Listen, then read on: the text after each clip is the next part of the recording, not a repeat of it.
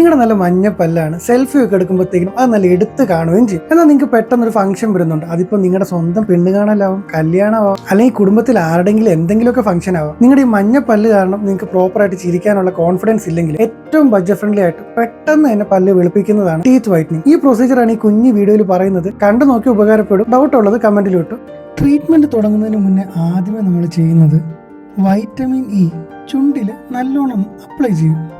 അങ്ങനെ ചെയ്യുന്നത് ചുണ്ട് ഡീഹൈഡ്രേറ്റ് ആയി പൊട്ടാണ്ടിരിക്കാൻ വേണ്ടിയിട്ടാണ്. ഇതിനുശേഷം പല്ല് നല്ല രീതിയിൽ എക്സ്പോസായി വാ കംപ്ലീറ്റ് ആയിട്ട് തുറന്നിരിക്കാൻ വേണ്ടി നമ്മൾ വെക്കുന്ന സാധനമാണ് ഈ കാണുന്ന ചീക്ക് റിട്രാക്ടേഴ്സ്. ഇത് വെച്ച് കഴിയുമ്പോൾ യാതൊരു ബുദ്ധിമുട്ടും കാണത്തില്ല കേട്ടോ. പിന്നെ ഈ റിട്രാക്ടർ കാരണം മുഖത്തെ സ്കിന്നിൽ ഒരു ബുദ്ധിമുട്ടും വരാണ്ടിരിക്കാൻ വേണ്ടി നമ്മൾ അതിൻ്റെ അടി ടിഷ്യൂം കൂടെ വെക്കും. ഇനി നമ്മൾ മെയിനായിട്ട് നോക്കേണ്ടത് ഈ തുപ്പലൊന്നും മിക്സ് ആവാണ്ടിരിക്കാൻ വേണ്ടിയിട്ട് സലൈവറി ഗ്ലാൻസിൻ്റെ അവിടെയൊക്കെ നല്ല രീതി കോട്ടൺ റോൾസ് വെച്ച് നമ്മൾ ബ്ലോക്ക് ചെയ്ത് വെക്കും. അങ്ങനെ വാ നല്ല രീതി ഡ്രൈ ആയിട്ട് തന്നെ അവസാനം വരെ ഇരിക്കും. ഇനി ഈ ടീത്ത് വൈറ്റനിങ് ഏജൻസ് കാരണം നമ്മുടെ പല്ലിൻ്റെ ചുറ്റിനുള്ള ഗംസിന് പൊള്ളലൊന്നും സംഭവിക്കാണ്ടിരിക്കാൻ വേണ്ടി ഈ കാണുന്ന ലിക്വിഡ് ഡാം ഗംസിൻ്റെ മുകളിൽ ഫുള്ളി നമ്മൾ കവർ ചെയ്ത് വെക്കും.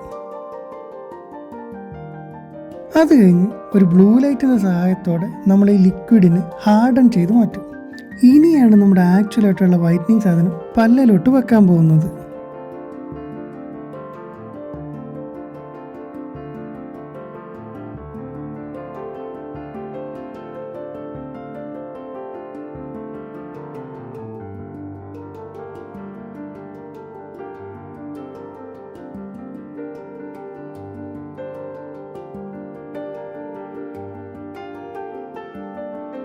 ഇനിയിപ്പോൾ ഒരു UV ലൈറ്റ് നമ്മൾ തൂത്ത് വെച്ചിരിക്കുന്ന ഹൈഡ്രോജൻ പെറോക്സൈഡിൻ്റെ മുകളിലോട്ട് ഫോക്കസ് ചെയ്ത് വെക്കും. പിന്നെ പേഷ്യൻ്റ് ശ്രദ്ധിക്കേണ്ട കാര്യം അങ്ങോട്ടും ഇങ്ങോട്ടും ഒന്നും ആവശ്യമില്ലാണ്ട് തലയൊന്നും അനക്കിക്കൊണ്ടിരിക്കാൻ പാടില്ല.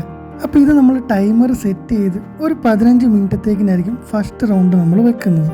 അതിനുശേഷം നമ്മൾ ഈ ഹൈഡ്രോജൻ പെറോക്സൈഡ് നല്ലപോലെ പല്ലിൽ നിന്ന് റിമൂവ് ചെയ്ത് കളയും.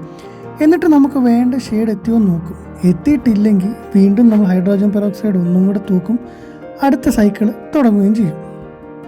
അപ്പോൾ ഈ പ്രൊസീജിയർ ചെയ്തുകൊണ്ടിരിക്കുന്നതിൻ്റെ ഇടയ്ക്ക് എന്തെങ്കിലും ബുദ്ധിമുട്ടോ സെൻസിറ്റിവിറ്റി അങ്ങനെ വല്ല തോന്നുന്നുണ്ടെങ്കിൽ ഉടനെ തന്നെ ഡെന്റിസ്റ്റിൻ്റെ അടുത്ത് അത് അറിയിക്കുകയും ചെയ്യണം.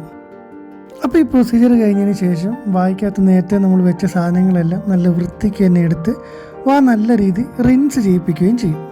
പിന്നെ പേഷ്യൻ്റ് ശ്രദ്ധിക്കേണ്ടത് ആദ്യത്തെ 24 മണിക്കൂർ കളേർഡ് ആയിട്ടുള്ള യാതൊരു ഫുഡും കഴിക്കല്ലേ.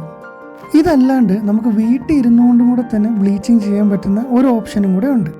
ഇപ്പോൾ പേഷ്യൻറ്റിൻ്റെ പല്ലിൻ്റെ കളർ അനുസരിച്ചായിരിക്കും നമ്മൾ ഓഫീസ് ടെക്നിക്കോ ഹോം ടെക്നിക്കോ ആണെന്ന് ഡിസൈഡ് ചെയ്യുന്നത്.